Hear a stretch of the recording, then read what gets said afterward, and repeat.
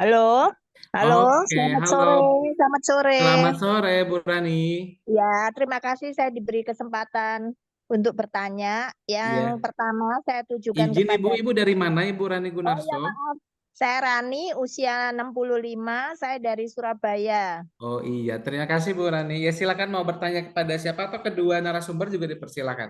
Ya, yang ke satu ke Dokter Peng, saya pengen tanya, itu kalau di China, apakah ada alat baru yang tanpa CT scan bisa diketahui berapa penyumbatan pembuluh darah jantung?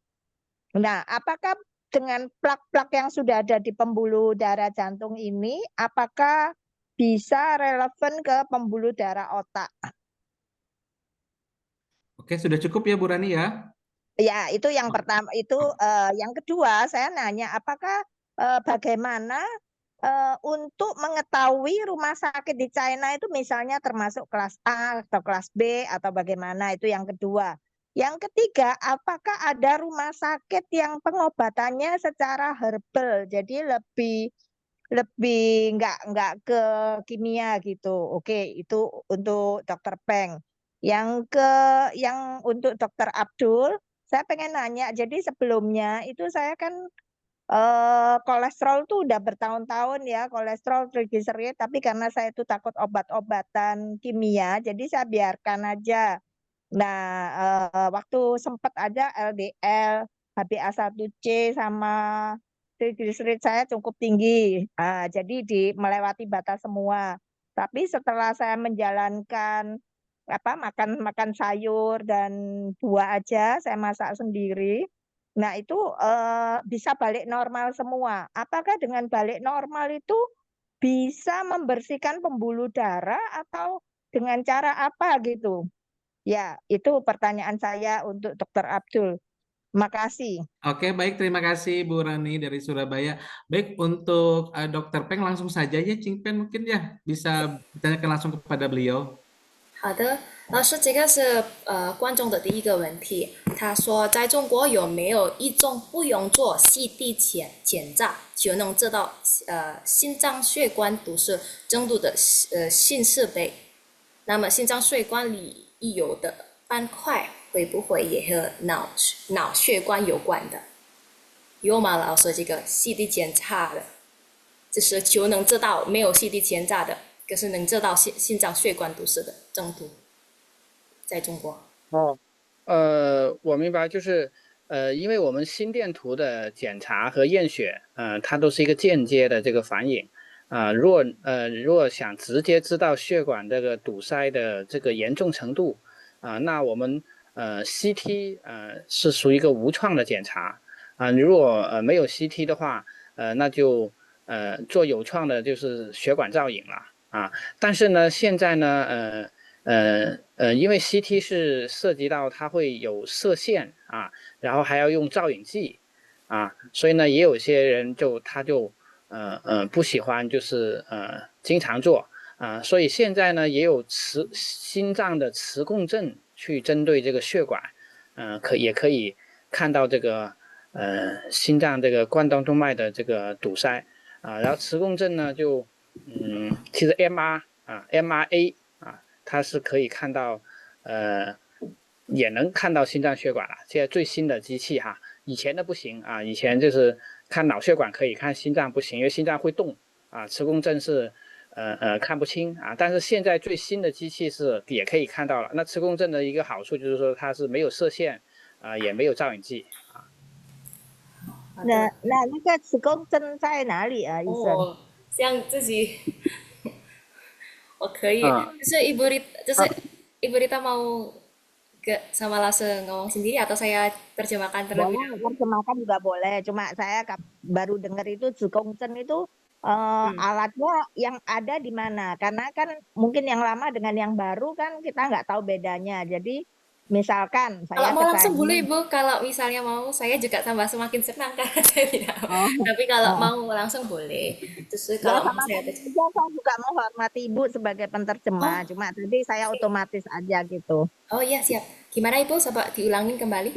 Ya. Itu alat baru, kan saya takut radiasi, makanya saya nggak mau CT scan atau kateter. Tapi waktu saya treadmill itu udah terlihat perbedaan bahwa ada penyumbatan jantung. Tapi berapa persennya nggak diketahui, harus CT scan atau kateter. Tapi CT scan dan kateter itu ada radiasi, maka tidak saya lakukan gitu. Nah, tadi dokter bilang ada Jukongchen yang baru, tidak ada radiasi. Nah, apakah semua rumah sakit di China sudah punya alat yang baru itu? Atau nanti jika saya ke China, ngomongnya alat yang baru itu bedanya apa dengan yang lama? Jukongchen yang baru sama yang lama bedanya apa gitu? Boleh. Baik, saya tanyakan ya Ibu. Lah, Ya, makasih ya, makasih. siap, saya juga terima kasih. Wah, pertanyaannya sangat bagus。这是老师，这个刚刚您说的这个有新的什么Jukongchen. 助攻证，对，这个是这是如果我们来中国的话，中国的医院的话，我们都有这个，这是中国的医院，就是都有这个新设备吗？老师，这个助攻对，这个大部分就是大的医院都会有，因为它这个磁共振是3.0T 以上，然后呢配合一些相关的软件啊，就能够专门看这个心脏血管了啊。那如果我们去中国的话，我们去中国的医院的话，应该这么说这个助攻种的，这么就是这么说的。就我所在的这个医院也有啊。这个我们可以选择吗？老师？哦，可能是因为我有点担心用这个 CT scan。我不要 CT scan，我要是子宫针，新的子宫针，应该去医院讲什么，怎么样讲？是我们会知道那个是新的子宫针，我不要对，你就跟医生讲，就说我们要看这个心脏的冠状动脉啊，用磁共振来做这个冠状动脉啊。可以麻烦这个翻译的小姐帮我写英文，如果那个什么 machine 是叫什么？我们要查那个是英文怎样写，可以麻烦你写在那个 chat room 那边。只是说实话，老师，这个助攻真的我可能少一下，是因为我也不太那么挺主动的。如果你可以帮我一下，就是有英文名字吗，老师？是因为我也是刚刚知道。MRA 冠状动脉 MRA。这是可能Ibu mungkin saya nanti saya cari terlebih dahulu tepatnya seperti apa ya Ibu ya. Habis ini saya langsung tulis di chat. Karena mohon maaf sebelumnya saya juga ini pertama kali saya mendengarkan alat ini sebelumnya. Baik. Mungkin izin Ibu Rani Gunarso dan Chingpen, mungkin nanti Miss Chingpen bisa menjelaskan mungkin untuk pada kami yang tidak mungkin terlalu mengerti. Jadi kesimpulan pertanyaan atau kesimpulan jawaban dari Dr. Peng itu jadi seperti apa? Tadi kan Ibu. Iya betul. Ya saya jelaskan terlebih dahulu ya Bu Rani, mohon maaf ya. Nah sebenarnya tadi Bu Rani sudah menanyakan pertanyaan yang sangat baik. Lah dengan dengan CT scan kita itu kan sudah bisa melihat pembuluh darahnya jantung, MRE juga dulu kita pasti pakai itu karena kita bisa tahu melihat pembuluh darah di otak karena jantung selalu bergerak sehingga gambar jantung kalau dulu itu karena terlalu bergerak pastinya tidak terlalu jelas dengan mesin generasi lama.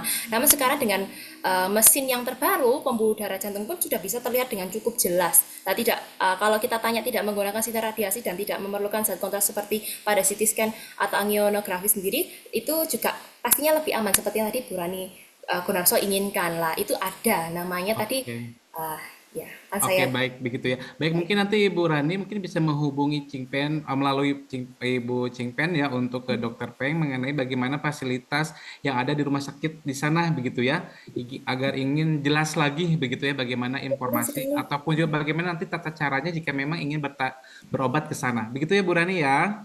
Ya. Oke, baik. Setidaknya untuk kami semua sedikit ada gambaran gitu ya. Ya, pertanyaan kedua belum saya tanyakan ya Bu Rani ya. Sebentar saya tanyakan. Ini tadi yang mohon maaf mungkin boleh diulang. Saya agak lupa. Tadi yang tentang masalah rumah sakit.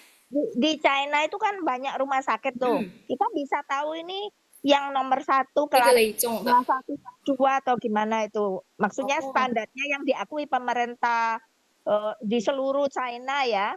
Jadi diakui ini kelas A atau kelas B atau kelas C gitu. Bagaimana cara tahunya? Mungkin dengan link apa gitu kita bisa tahu.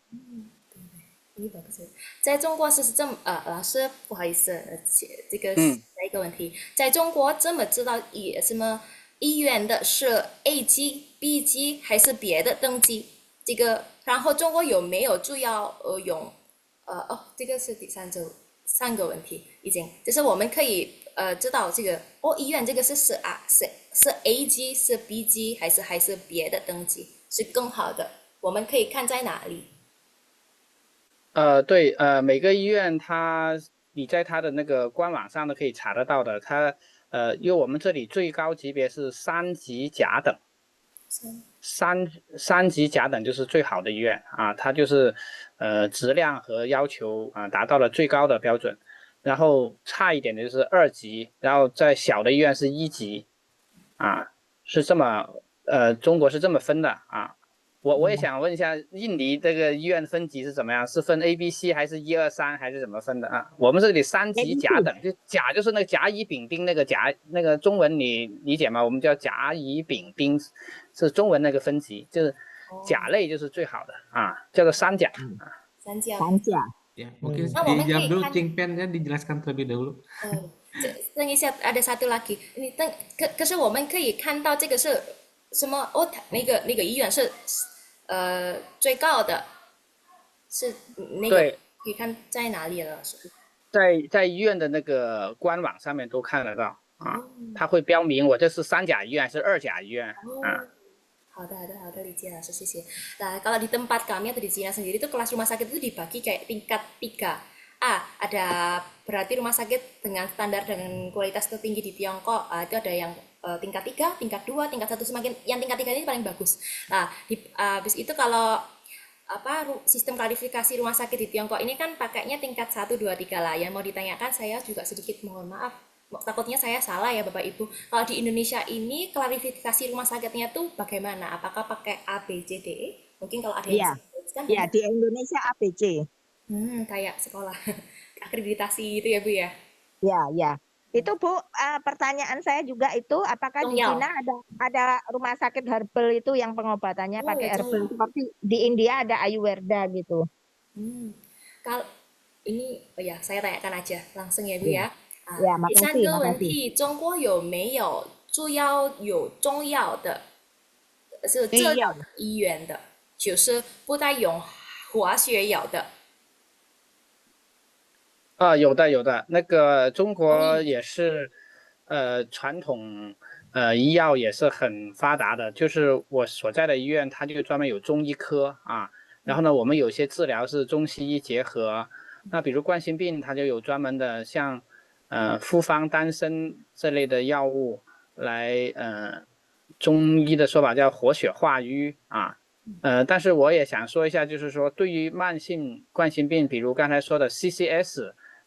可能这个中医药的这个综合治疗，是有一定的作用的啊，但是如果是 ACS 的话，那就建议尽快开通血管的手术了，那个可能中药就有点来不及。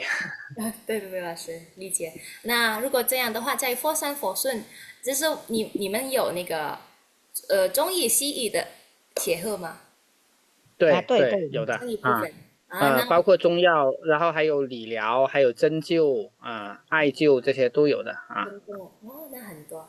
好的。在哪里最好的这个医院有可以西药跟中药配合？在最 complete 的是在哪里？比如我所在的医院就这方面中西医结合就做得很好，但他们也有专业，比如是。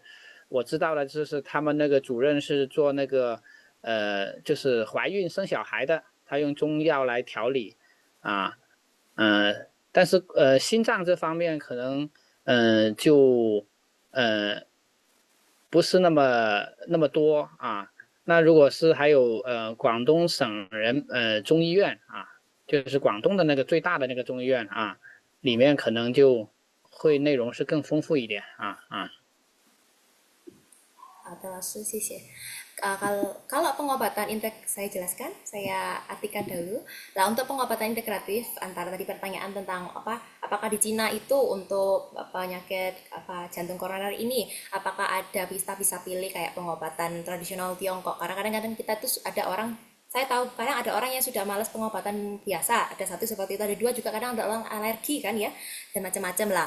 Pengobatan di sana itu contohnya dalam TCM ada untuk Fufang Tanseng, mungkin Bapak Ibu tahu ya, dan sejenisnya yang menurut teori TCM berfungsi ya untuk melancarkan peredaran darah dan menghilangkan stasis darah.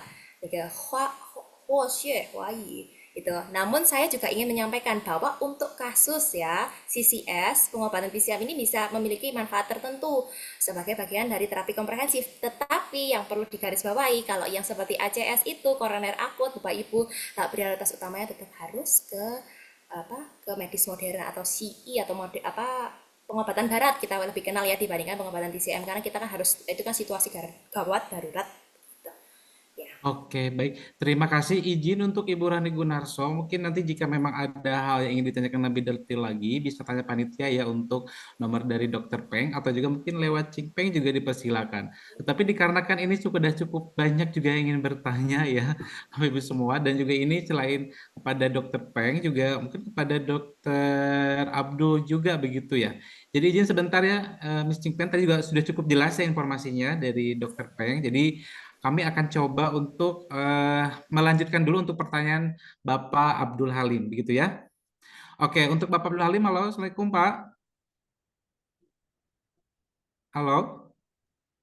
Salah. Ya, Iya, izin Bapak ini tadi ada satu saja pertanyaan. Sebenarnya tadi Ibu Rani udah cukup banyak pertanyaannya ya. Mungkin sampai saya itu sampai ada 3 pertanyaan khusus untuk Dokter Peng. Tetapi ada juga pertanyaan untuk Bapak Abdul Halim ya. Bu Rani betul ya? ya. Iya, Jadi mungkin Bapak tadi kalau jika memang sudah adalah menyimak pertanyaan dari beliau, mungkin bisa dijawab Bapak. dari pertanyaan Ibu Rani itu kalau saya nggak salah, apakah bagaimana cara membersihkan pembuluh darah? Ya betul. Karena Ibu Rani tadi Kolesterol juga ya. mengatakan sudah ada diet, banyak makan buah, sayur, ternyata laboratoriumnya banyak perbaikan. Jadi sebenarnya kalau kita mau benar-benar menilai, maka harus ada perlakuan pre dan post. Artinya sebelum dilakukan tindakan, kita lakukan pemeriksaan seperti CT scan atau angio, kemudian kita lakukan diet dan yang lain-lainnya, kemudian kita ulang lagi apakah ada pembersihan atau tidak. Pada dasarnya apa yang dilakukan Ibu Rani itu sebenarnya adalah bagian dari upaya membersihkan pembuluh darah itu sendiri. Bagaimana kita menjaga makanan kita dengan memperbanyak porsi buah, memperbanyak porsi sayuran, kemudian kita melakukan exercise dengan benar, mencapai targetnya, itu adalah upaya melakukan pembersihan di pembuluh darah itu sendiri. Dan yang bisa kita nilai adalah perbaikan daripada laboratorium, apakah itu laboratorium gula, apakah itu laboratorium kolesterol, bisa juga dengan menambah berbagai laboratorium yang lain seperti C-reactive protein, high sensitive C-reactive protein, bisa juga kita periksa marker kolesterol seperti LP little a, itu juga bisa menunjukkan kadar pembersihan pembuluh darahnya. Dan tentunya kalau memang mau dibuktikan memang harus dengan pemeriksaan CT scan ataupun dengan pemeriksaan angiografi koroner. Itu yang paling jelas. Tetapi sebenarnya dalam pengobatan penyakit jantung, apa yang dilakukan Ibu Rani tadi sebenarnya adalah bagian dari pengobatan itu sendiri, yaitu perbanyak sayur, perbanyak buah, dan melakukan exercise dengan teratur itu sendiri. Kemudian saya ingin klarifikasi mengenai klasifikasi rumah sakit tadi. Memang benar di Indonesia sekarang rumah sakit tipe A, tipe B, tipe C. Tetapi mulai Januari ke depan kita akan klasifikasi rumah sakit itu mulai Januari 2026 itu akan berubah menjadi Madya, Paripurna, dan yang lain-lainnya. Tetapi berdasarkan spesifikasinya sendiri. Misal ada rumah sakit A, dia rumah sakitnya gede, tapi untuk jantungnya dia hanya dasar. Ada rumah sakit kecil, tapi kemampuan pelayanan jantungnya paripurna. Ada kriteria-kriteria. Jadi klasifikasi rumah sakit itu nanti akan lebih spesifik terhadap spesialisasinya. Itu aja sekedar informasi. Baik, terima kasih Pak Dr. Abdul. Tadi mungkin sudah menjelaskan juga ya pertanyaan dari Ibu Rani dan juga sudah sedikit pencerahan juga untuk kita semua ya mengenai klasifikasi rumah sakit di Indonesia. Insya Allah nanti akan direalisasikannya di awal tahun 2026 mengenai klasifikasi rumah sakit. Oke, baik. Terima kasih Ibu Rani atas pertanyaannya. Walaupun mungkin kalau memang belum puas, nanti bisa bertanya atau menanyakan langsung ke panitia ya mengenai nomor kontak untuk Dr. Peng maupun Bapak Dr. Abdul Halim. Oke, ini ada satu pertanyaan lagi saya untuk yang ingin bertanya langsung. Bapak Andi, halo Pak Andi. Selamat sore. Halo, Iya, gimana Bapak? Apakah mau bertanya langsung kepada para pemateri kita pada hari ini? ya saya mau tanya ke Dr. Peng. Oke, silakan. Dr. Peng, bagaimana pandangan dokter-dokter di Tiongkok tentang kolesterol? Apakah kolesterol itu yang paling jahat untuk menimbulkan penyakit jantung koroner? Itu satu. Dua, apakah ada obat herbal yang untuk menurunkan kolesterol kalau orangnya tidak mau minum statin dan obat-obat barat? Terima kasih. Oke, baik. Terima kasih Pak Andi. Mungkin tadi Miss Cikpen bisa membantu ya menyampaikan pertanyaan dari Pak Andi untuk Dr. Peng. Silakan, Miss. Yang nomor 2 mungkin hampir sama ya tadi ya, seperti dokter untuk obat herbal. Obat herbal ya. Iya, betul. untuk好的，老师，这个观众的下一个问题请问cholesterol 呀，请问中国的医生们关于胆固醇的问题，就是知道吗？老师，胆固醇这是不是导致冠心病最可怕的因素？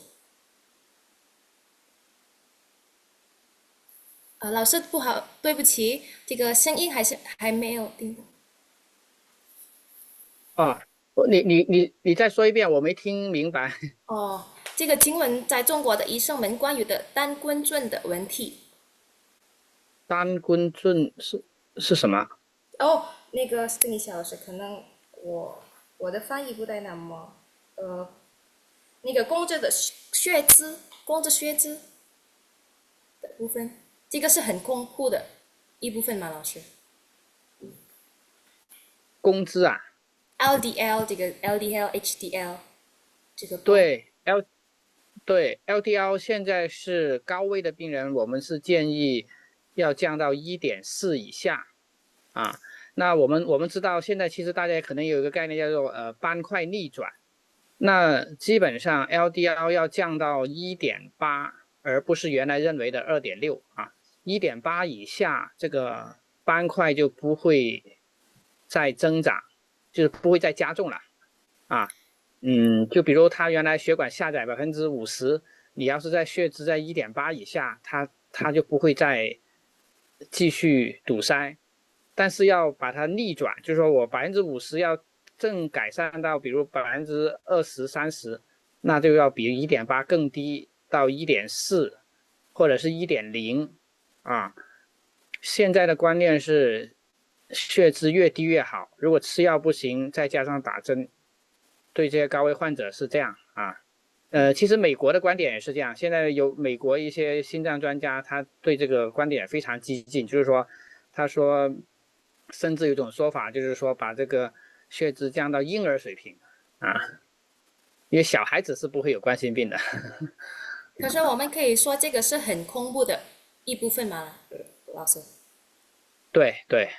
Oh ya, jawabannya betul Bapak. Bisa dibilang ini yang bisa dibilang paling menakutkan. Tapi kalau target kita pastinya harus lihat target kadar kolesterol LDL-nya kita ya.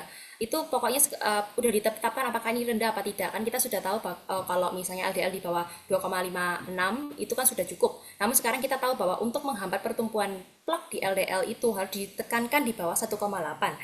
Lah, pembuluh darah tidak akan plak di pembuluh darah sendiri tidak akan bertambah lebih parah lagi. Lah, contohnya jika sebelumnya penyempitannya itu mencapai sudah 50%, maka kita harus benar-benar menjaga bahwa LDL kita itu di bawah benar-benar 1,8% itu sendiri. Lah, konsep terbaru juga ada yang ngomong kayak semakin rendah kadar LDL itu semakin baik. Jadi memang tadi statementnya Bapak Andi itu betul sekali. Kalau misalnya kolesterol sendiri itu bisa dibilang lumayan apa ya, bisa ditakuti lah gitu. Tapi ya kembali lagi kalau kita belajar, ini saya sakit tambah, kalau kita belajar medis timur kan juga ada, kita tuh emosi itu juga berpengaruh. Jadi jangan sampai kita tuh segala sesuatu ditakutkan, karena menurut saya sendiri kalau semuanya boleh dipikirkan, boleh dijaga, tapi jangan terlalu dibuat pikir, takutnya tambah merambat ke lain-lain. Emosi Terima penting. kasih Missing Pen ya, Oh sangat ya, ada luar satu lagi biasa. Pak Andi tadi Iya tanya. betul, silakan. 中药，老师这个部分就是中药的也是有吗？老师可以告诉我们，如果中药的部分，就是中药降血脂的是吧？对，中药降血脂的其实也有一些辅助治疗，就是我们有一个中成药叫做血脂康，它里面就有那个叫红曲，这类的成分是能够降血脂的，但是坦白说它的强还是很弱，就它能降一点点，降不了太多啊。等一下，所以有什么红字红曲，这个血脂纲红曲，对不对，老师？对这个对。OK，这个你如果多少分可以告诉我们吗？多少分？我说我们可以没关系，就是点点吃也可以。对对对， Itu kali. Ada, sisi. Dalam pengobatan tradisional Tiongkok, ya ini ada beberapa obat herbal. Biasanya ada namanya sui cekang. Nanti saya tulis aja habis ini di main chat ya Bapak. Habis itu ada hongju yang memiliki efek menurunkan kadar lipid darah. Namun secara jujur perlu disampaikan efek penurunan relatifnya biasanya ringan ya. Artinya hanya bisa sedikit menurunkan kadar kolesterol. Begitu. Semoga menjawab. Oke, baik. Terima kasih, Missing Pen. Thank you ya, Dokter Peng. Dan jika Pak Andi, itu mungkin jawaban yang bisa Halo, dijawab oleh Dokter ya, Peng. ya. Jika Terima memang nanti ada pertanyaan kasih. lanjutan, bisa Enggak, menghubungi enggak. langsung nomor Ya, Dokter Peng ya. Nanti bisa ya. tanyakan ke panitia Nanti untuk bagaimana saya cara tanya menghubunginya. penterjemah. Terima kasih, Iya, penterjemahnya terima hari ini kasih Pak hebat. Andi. Sehat Sama selalu ya saya Pak. mau hubungin Ibu Rani tadi. Iya, boleh. Oke, baik Bapak Ibu semua, ini kita akan beranjak dulu ke yang ada di kolom chat ya untuk pertanyaan. Ini dari Ibu Lim Lia Harumiati dan juga mungkin langsung dari Bapak Gunawan Cahyadi kepada Bapak Dr. Abdul ya. Pak Abdul, mohon ini ada pertanyaan yang pertama, dengan pemeriksaan treadmill bisa mendeteksi penyakit jantung koroner, apakah bisa ya untuk mendeteksi jantung koroner? Dan juga bagaimana praktis konsep 6P begitu ya dalam penata laksanaan CVD di Indonesia? Mungkin tadi sudah disebutkan ya, tapi bisa dijelaskan kembali ya mengenai konsep tersebut. Silakan Dokter Abdul. Pertanyaan ada di kolom chat ya. Terima kasih. Ya. Jadi yang pertama mengenai konsep 6P. Sebenarnya konsep 6P ini apakah itu meliputi berbagai aspek dari pengobatan? Apakah itu bergantung pada dokter, rumah sakit, pelayanan, insurans, dan yang lain-lainnya. Apakah itu masih dilakukan? Kalau dalam konsep universal health coverage itu dilakukan. Tapi memang idealnya itu dalam konsep universal health coverage. Kalau di Indonesia kan kita pakai yang namanya BPJS. Itu kan memang di cover oleh pemerintah, tetapi itu termasuk juga problem pada pembayaran, insurans, jaminan, kebijakan, policy, itu semuanya masuk. Dan kedepannya saya pikir itu akan menjadi sebuah hal yang harus dipraktekkan dalam pelayanan kepada pasien, apakah dengan insurans ataupun tanpa insurans, BPJS ataupun non pasien BPJS. Tentu kita harus menyesuaikan sama pasien kita, apakah finansialnya seperti apa, edukasinya seperti apa, agar bisa mendapatkan tujuan utama dari pengobatan itu sendiri. Yang berikutnya adalah treadmill. Treadmill dulu-dulu memang digunakan untuk mendeteksi penyakit jantung koroner. Dulu. Sekarang pun masih kita gunakan sehari-hari. Hanya saja treadmill itu sekarang lebih berfungsi untuk menilai apakah ada gangguan fungsi atau tidak. Atau kalau bahasa medisnya, apakah ada gejala iskemik atau tidak. Karena sebagian besar gejala iskemik itu disebabkan oleh penyakit jantung koroner. Jadi orang kalau sudah dengan treadmill dikatakan positif, maka resiko memiliki penyakit jantung koronernya itu semakin besar. itu adalah penggunaan treadmill yang terbaru pada saat ini. Treadmill itu bisa kita gunakan dengan berjalan, nanti pelan-pelan secara grading akan ditingkatkan kecepatannya, atau dengan menggunakan ergocycle ataupun bahasa awamnya adalah dengan menggunakan sepeda statis. Dan pemeriksaan ini dua-duanya sudah rutin kita lakukan. Kalau memang benar-benar yang paling baik untuk menilai resiko jantung koroner ini adalah rekomendasi pertama itu tetap CT scan. Jadi CT scan itu kita melihat ada yang sempit atau tidak ada yang sempit. Dan juga kita menilai calcium score namanya. Calcium score ini secara umum kalau nilainya di atas 400, maka kita katakan dia memiliki resiko jantung koroner yang sangat tinggi.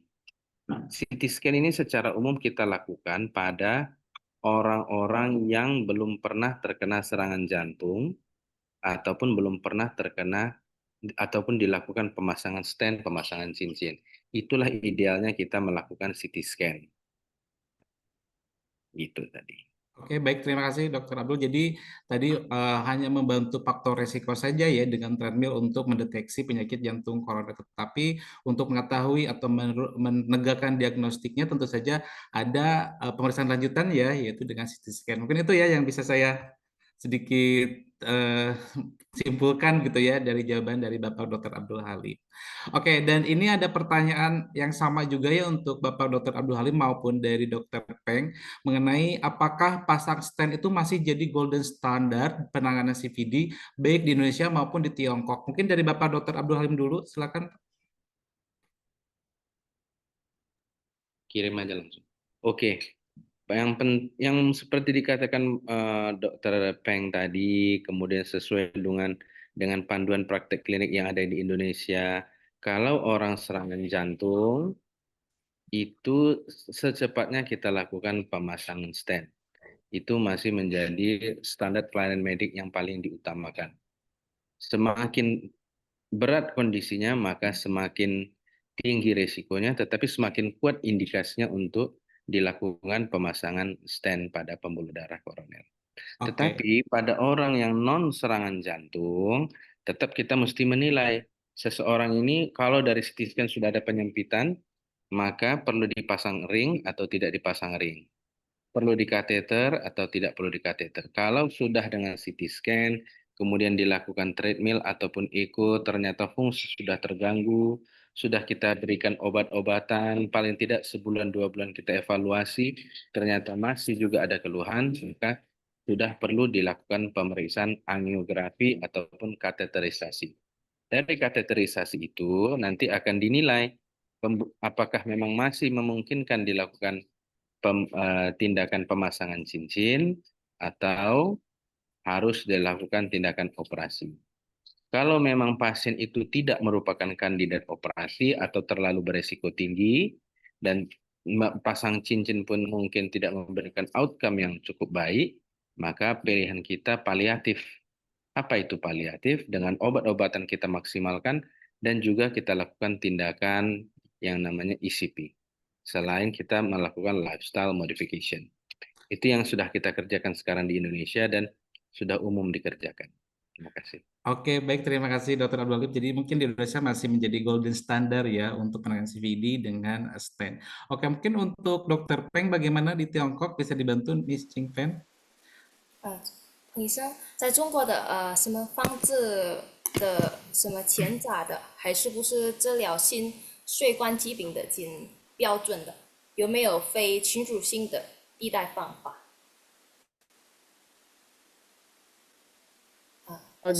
你再说一遍，好的，说慢一点，不急。 OK，就是现在的中国的放置夹还是不是治疗心血管疾病的新标准？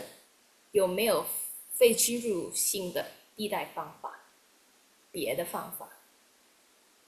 是因为在印尼也是这样的，好吧？还是用这个方法？对，这个放支架还是最主流的方法啊，但是呢，也有一些新的方法，就是比如我们有一些血管，它在一个分叉的地方，或者是这个血管比较小，放支架可能效果不太好，我们会有那个药物球囊啊，就是那个球囊上面涂了一层防止狭窄的药物啊，那就扩张完之后就不放支架了啊，这在一些病例上也是效果不错的啊，然后呢就还有刚才我也提过一下的那个支架1年后可以溶解掉的那种啊，也是放完之后就血管里面没有东西的了啊，这些新的方法也都在尝试啊，但是这个对于那个如果心肌梗塞急救的话，支架还是最主要的方法。Sebetulnya penggunaan pemasangan stent ini pada pembuluh darah yang bercabang atau berukuran kecil itu masih memberikan hasil gitu loh. Tetapi mungkin tadi kan sudah di akhir itu Lausu juga menjelaskan ada satu alat baru itu juga itu yang juga berfungsi juga bagus. Tapi kalau di sini tetap saja kalau stent itu untuk beberapa kasus itu juga masih hasilnya juga masih bagus gitu dapat dan kalau yang tadi dijelaskan sama Lausu yang terbaru itu bisa yang kayak sampai karena ada dia pakai magnesium ya kayak gitu ya pokoknya bisa terurai dalam 1 tahun itu bisa terurai itu juga yang terbaru yang terbagus tapi tetap aja penggunaan stent itu tetap jadi poin utama dalam beberapa ya penanggung jawaban di Cina pun juga sama. Oke, baik. Terima kasih, Miss Ching. Jadi mungkin jawabannya hampir sama ya seperti di Indonesia, walaupun saat ini menjadi golden standard, tapi masih ada hal yang lain begitu ya, tetapi belum bisa dijadikan sebagai golden standard ya untuk penanganan CVD. Oke, baik Bapak Ibu semua, terima kasih sekali ini yang masih banyak pertanyaannya, tetapi dikarenakan waktu kita juga terbatas ya, di sini ada Bapak Andreas, ada Ibu Limlia juga, ya Pak Gunawan terima kasih, kemudian juga Pak Andi juga terima kasih, Bu Rani juga terima kasih. Nah, untuk yang Bapak Ibu semua yang bertanya dan belum sempat dijawab langsung oleh para narasumber kita, mohon maaf, jadi kami tidak bisa melanjutkan menjawab langsung pertanyaan dari Bapak Ibu semua. Namun jika Bapak Ibu semua membutuhkan informasi mengenai nomor kontak Bapak Dr. Abdul Halim maupun Dr. Peng, silakan bisa menghubungi panitia ya untuk meminta nomor WA ataupun juga nomor yang bisa dihubungi dan ya bisa langsung ya untuk konsultasi kepada Dr. Peng maupun kepada Dr. Abdul Halim. Mungkin begitu ya. Oke, terima kasih Miss Ching Fen. Ya, sangat luar biasa sekali ya sudah membantu kami menerjemahkan dan kami juga banyak ya mengambil ilmu ya yang sudah disampaikan oleh Dr. Peng. Oke, thank you Mr. Peng. Ya, terima kasih atas materinya. Semoga Anda semua sehat dan juga sukses selalu. Miss Ching Pen, terima kasih ya. Sehat selalu dan sukses ya untuk Ibu. Saya Ya. translatekan langsung ke Dr. Peng. Oke, ya boleh silakan. 彭医生，我们非常感谢的医生景店的情商分享，我也很荣幸景店可以跟你翻译的。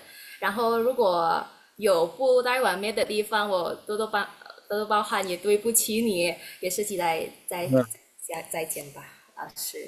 好谢谢陈小姐，谢谢印尼的各位同行，谢谢 ，Thank you，See you later。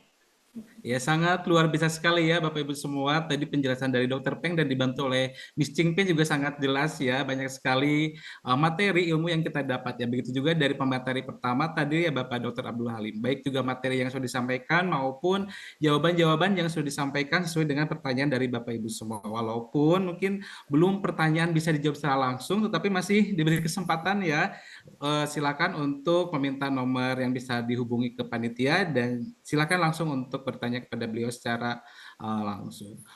Oke, baik Bapak Ibu semua, untuk sesi tanya jawab sudah selesai dan selanjutnya adalah sebentar Pak Ibu izin.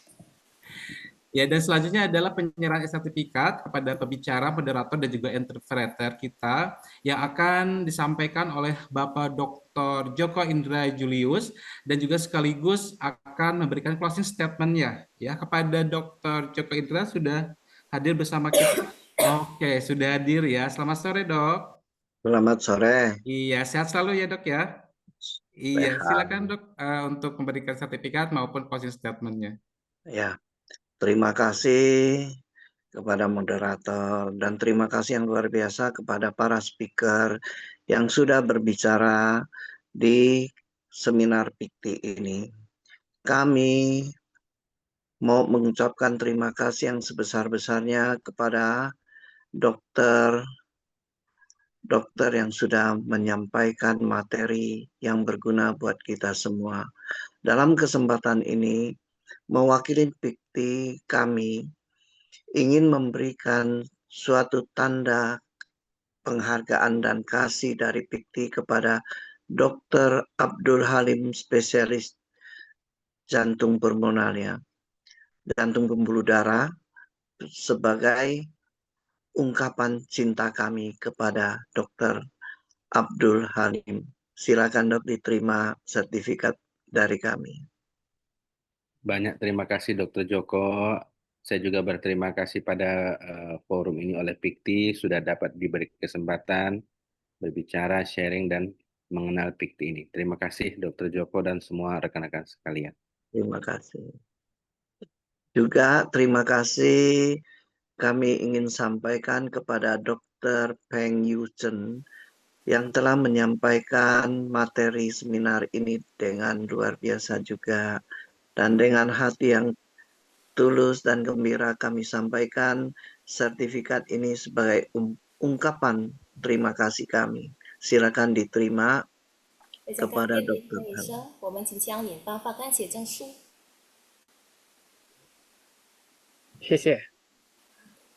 Terima kasih. Ucapan terima kasih juga. 下一次希望交流什么讲题，陈小姐也可以收集一下他们的意见，他们想交流哪方面的内容。好的，老师。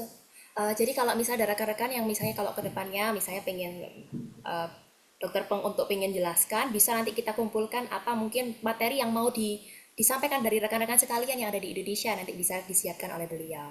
Wah, 谢谢冯医生，就是很荣幸，感谢感谢。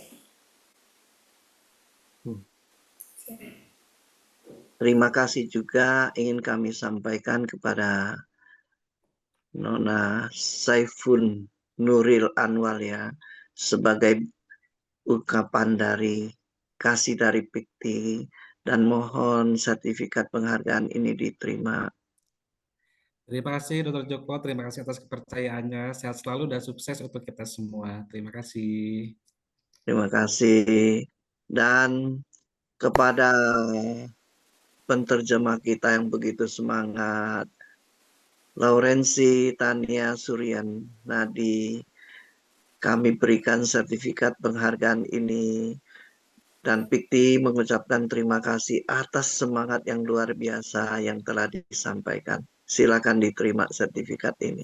Terima kasih, saya mungkin mau mengucapkan sedikit untuk penutup. Terima kasih untuk Bapak Ibu dan rekan sekalian. Terima kasih kepada Dr. Peng, terima kasih pada narasumber pertama Dr. Abdul Halim, terima kasih kepada moderator, terima kasih kepada PIKTI. Mohon maaf jika ada salah kata ataupun perbuatan sepanjang saya dari awal dan akhir. Sampai jumpa di sesi-sesi berikutnya jika ada kesempatan, dan salam sehat dari saya, Cingfen. Terima kasih. Terima kasih, Miss. Dan minggu depan kita akan ada seminar Integrative Care for Geriatry Syndrome pada tanggal 27 Juli ya. Kita menghimbau semua orang untuk mengikuti seminar yang akan datang, yang akan dibawakan oleh speaker kita Wijono Sukaputra dan juga Dr. Lee Siyang sebagai Deputy Director dari Departemen Neurologi Guangzhou Fuson Changchun Hospital. Kami menghimbau dan kami mengajak semuanya untuk selalu mengikuti seminar PIKTI dengan penuh semangat. Semoga apa yang kita sampaikan, apa yang sudah kita berikan berguna untuk semuanya. Terima kasih dan saya kembalikan ke moderator. Oke, baik. Terima kasih Bapak Joko atas sertifikatnya untuk para pembicara, kemudian juga untuk saya juga sebagai moderator terima kasih dan juga sebagai kepada interpreter kita pada siang hari ini. Oke, baik Bapak dan Ibu semua, dengan berakhirnya rangkaian sesi acara pada seminar kita sore hari ini, maka acara kami tutup. Kami ucapkan juga terima kasih kepada para pembicara, para peserta acara seminar kali ini.